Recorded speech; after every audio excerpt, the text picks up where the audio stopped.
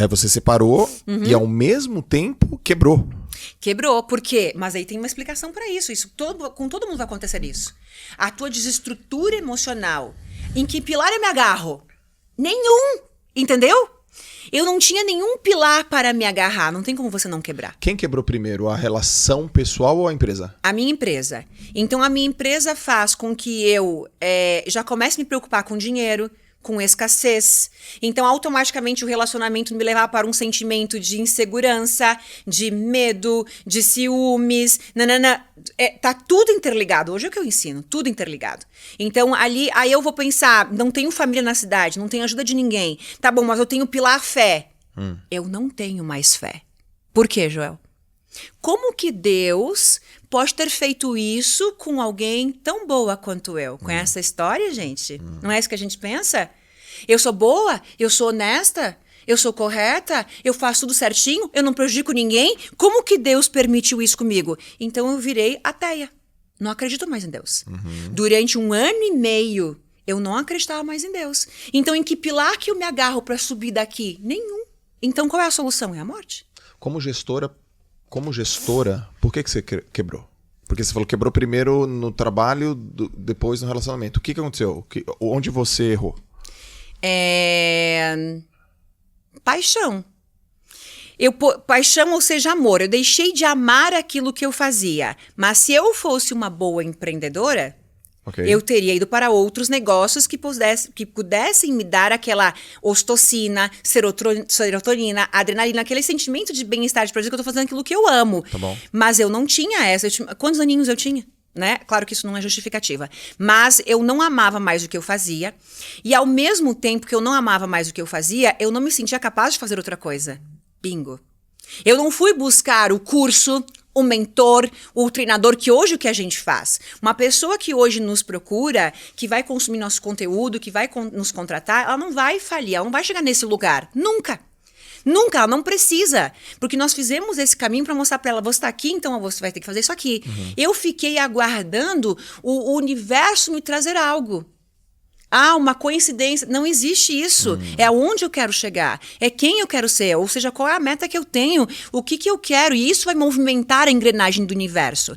Então, eu ali não sabia, não conseguia encontrar dentro de mim uma alternativa do que eu pudesse realmente fazer. Só que ao mesmo tempo que eu tô aqui finalizando essa questão profissional, eu estou iniciando um relacionamento insistindo realmente nisso que não ia. Então isso aqui me desestrutura e aqui eu não tenho base nenhuma. Colapso. Colapso total. Tanto que eu chego realmente nessa situação, né? Então é isso. Então ali eu passo a estudar.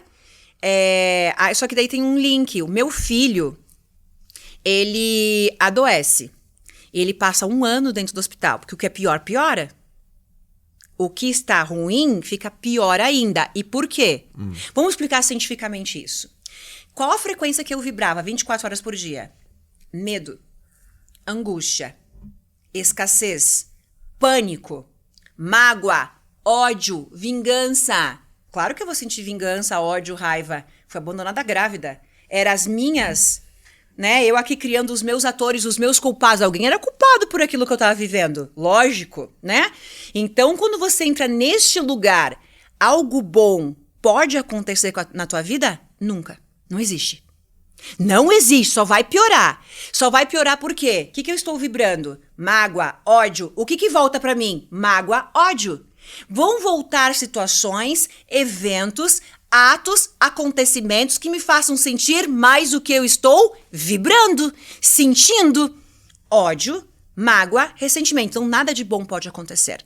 A não ser que eu comece a mudar a minha mentalidade, mudar a minha energia, mudar os meus pensamentos, as palavras que eu estou falando, as imagens que eu estou criando. Então, só para fazer um link.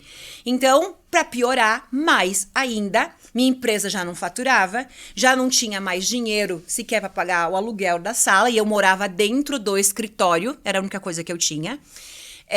Meu filho adoece. E passa 1 ano dentro de um hospital entre idas e vindas. Novinho. O de 13 anos. Isso, que na época ele tinha 3 meses, 90 dias, quando eu engravidei da Laura. Se eu estou há 1 ano dentro de um hospital com meu filho, onde estão meus outros filhos, se eu não tenho ninguém para me ajudar? Em volta. Com alguém que pudesse me ajudar. E eu lembro que às vezes eu falava assim, pai, Eu tô indo pra UTI agora com o Arthur. Você pode buscar a Laura pra mim? Que a Laura era menorzinha do que ele. E eu tinha que estar na UTI em seguida, porque ele tinha as plaquetas baixas, né? Tu imagina que eu precisava procurar alguém, qualquer pessoa, né? Às vezes era um funcionário meu.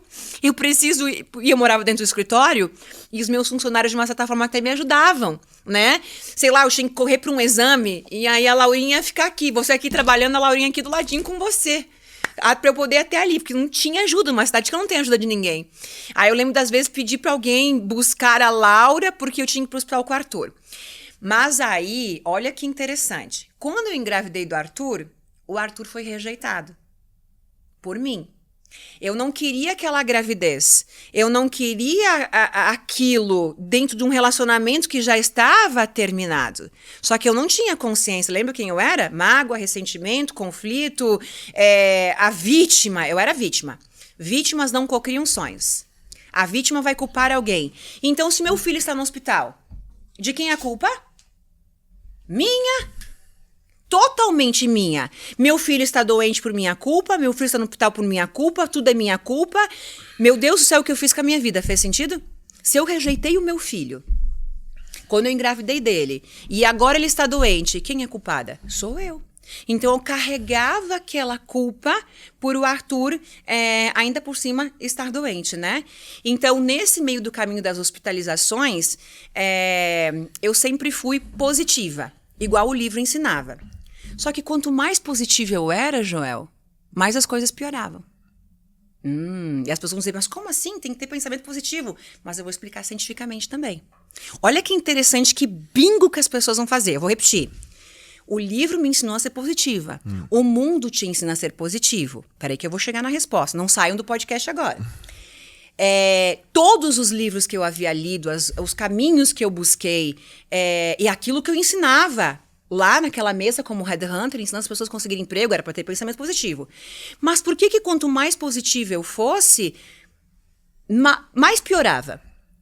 Faturamento, meu filho, eu, tudo. Minha vida piorava cada vez mais para chegar nesse colapso, esse caos. E aí eu passo a estudar ciência. 24 horas, 48 horas, no YouTube, na internet, porque eu não tinha dinheiro nem para comer. Neurociência, espiritualidade, a Bíblia, as leis do universo, até que eu chego em frequência vibracional. Depois eu explico, só quero fazer esse download. Ali eu entendo uma coisa. Eu acordava de manhã, olha que as pessoas vão se identificar e vão fazer o bingo da vida. Lembra? Eu era positiva e tudo piorava. Eu acordava de manhã e eu precisava fazer o que o livro me ensinou, o que o mundo ensina. Eu sou grata, eu sou rica, eu sou próspera, eu sou amor, eu sou amada, eu sou uma ótima mãe. Tudo que os livros ensinavam. Vamos lá, vamos supor que eu fiquei nessa convicção, nesse pensamento positivo, usando toda a minha energia durante 10 minutos, 15. Talvez meia hora orando de joelhos, sendo positiva, criando a vida dos meus sonhos, tá? E o restante das 23 horas e 45 minutos do dia? Aonde eu estava? Bingo. Bingo. Bingo. Bingo. Tá o segredo da vida. 23 horas e 45 minutos do dia, eu estava na vingança. Eu estava na angústia. Eu estava no desespero. Desespero porque eu tinha que pagar aluguel, desespero porque eu tinha que dar comida para os meus filhos, desespero porque meu filho poderia morrer, desespero porque eu era a pior pessoa do mundo. Fez sentido? Sim. E não era apenas pensar, era o sentir, era o meu semblante. Eu lembro dessa posição. Quem lembra? Essa posição é o quê? É a depressão, é a angústia, a ansiedade, é a morte, né? A pessoa que fica ali durante horas e horas e horas. Então, como que 15 minutos poderia mudar a minha realidade se durante 23 horas e 45 minutos do tempo restante do dia eu estou odiando as pessoas, os meus atores? Eu era vítima, lembra? Eu sou vítima. Alguém fez isso comigo, você é culpado. Você fez isso, né? Eu tô aqui sozinha, Deus também, porque me deixou. Olha só a consciência. E as pessoas lá fora são assim, né? Então, ali foi o grande bingo da vida. Caramba! Então eu passo a desvendar como o universo funciona.